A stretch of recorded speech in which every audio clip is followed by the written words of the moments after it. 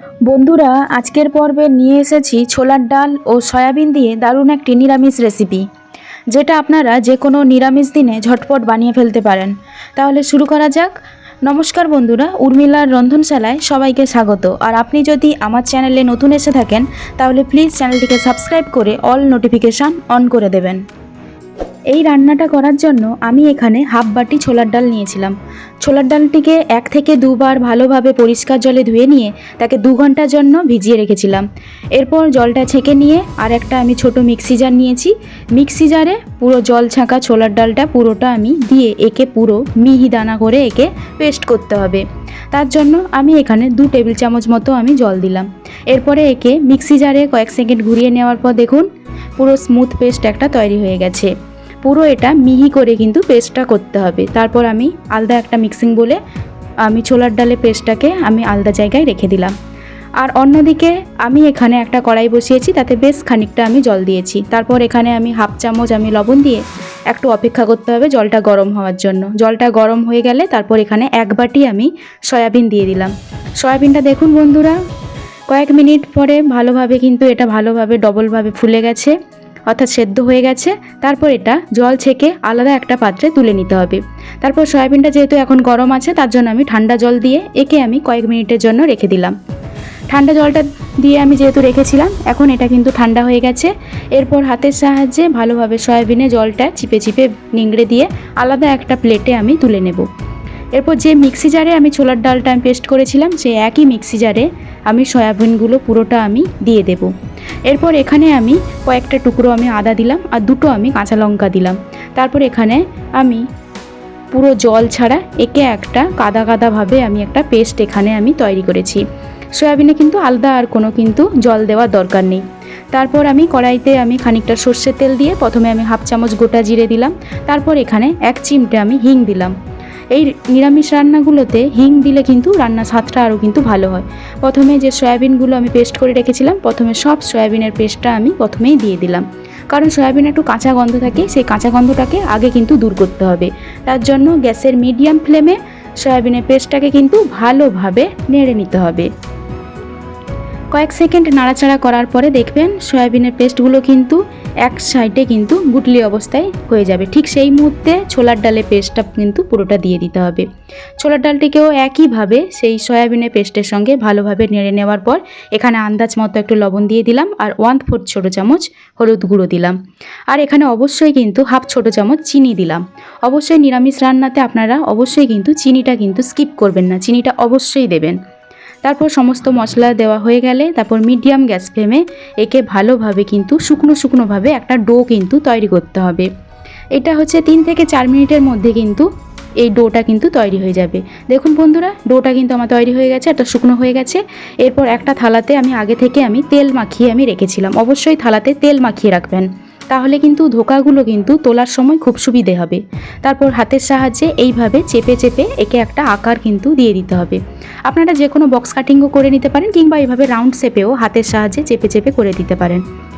তারপর এই হাতের সাহায্যে চেপে চেপে এইভাবে রাউন্ড শেপ করে দেওয়ার পর একে কিন্তু 20 মিনিটের মতো ঠান্ডা হওয়ার জন্য রেখে দিতে হবে। ঠান্ডা হয়ে গেলে ছুরিতে আগে থেকে একটু তেল মাখিয়ে নেবেন। তারপরে একে এইভাবে লম্বা সাইজে কেটে তারপর একে বক্স কাটিংভাবে একে কেটে নিতে হবে। আগে থেকে যেহেতু থালাতে যেহেতু তেল মাখানো ছিল এবং ছুরিতেও যেহেতু তেল মাখানো আছে, এটা তুলতে কিন্তু ধোকাগুলো তুলতে কোনো অসুবিধা হবে না।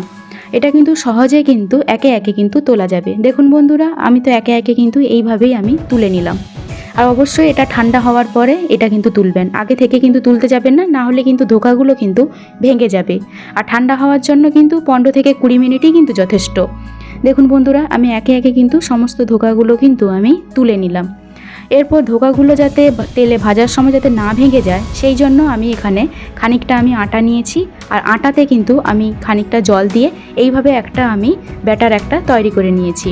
তারপর এই ধোকাগুলোকে এই আটার ব্যাটারে এইভাবে ডুবিয়ে তারপর ফুটন্ত গরম তেলে একে ছেড়ে দিতে হবে ভাজার জন্য।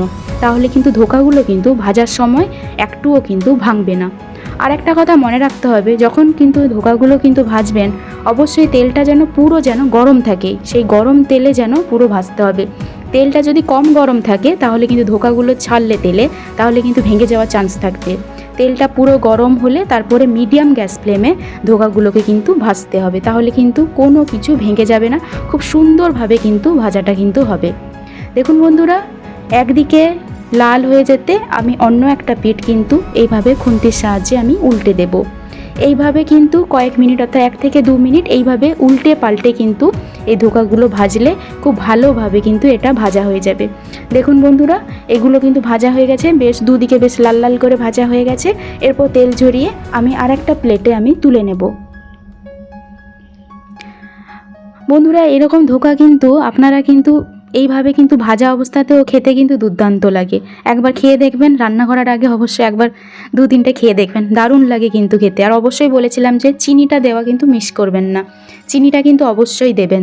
যখন ধোকাগুলো যখন সয়াবিন এবং ছোলার ডালকে যখন ভালোভাবে যখন নাড়াচাড়া করছিলেন খুন্তিতে, তখন কিন্তু অবশ্যই কিন্তু চিনিটা কিন্তু দেবেন। তারপরে ধোকাগুলো সবগুলো ভাজা হয়ে গেছে। এরপর আমি আর একটু তেল দিয়ে তাতে আমি হলুদ আর আমি লবণ দিয়ে একটা বড় সাইজের আলুকে এইভাবে টুকরো করে কেটে রেখেছিলাম, আলুটাও কিন্তু লাল লাল করে আমি ভেজে নিলাম।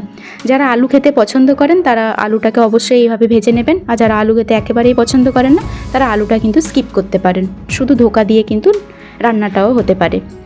এরপরে তেলটা আমি খানিকটা কমিয়ে দিয়ে এখানে একটা এলাচ, একটা শুকনো লঙ্কা, আর এখানে একটা দারচিনি আর হাফ চামচ আমি গোটা জিরে আমি দিয়ে একে মিডিয়াম গ্যাস ফ্লেমে কিন্তু একটু নাড়াচাড়া করে নিলাম। তারপরে এখানে হাফ ছোটো চামচের মতো আমি আদার পেস্ট আমি দিয়ে দিলাম। যেহেতু এটা নিরামিষ রান্না, সেজন্য আদাটাকে মিডিয়াম গ্যাস ফ্লেমে অর্থাৎ লো টু মিডিয়াম গ্যাস ফ্লেমে গোটা মশলাগুলোকে ভেজে নেওয়ার পর এবং আদাটাকে ভালো করে ভেজে নেওয়ার পর তারপর আমি একটা মিডিয়াম সাইজের টমেটো আমি দিয়ে দিলাম। টমেটোটা অবশ্যই টুকরো করে কাটা।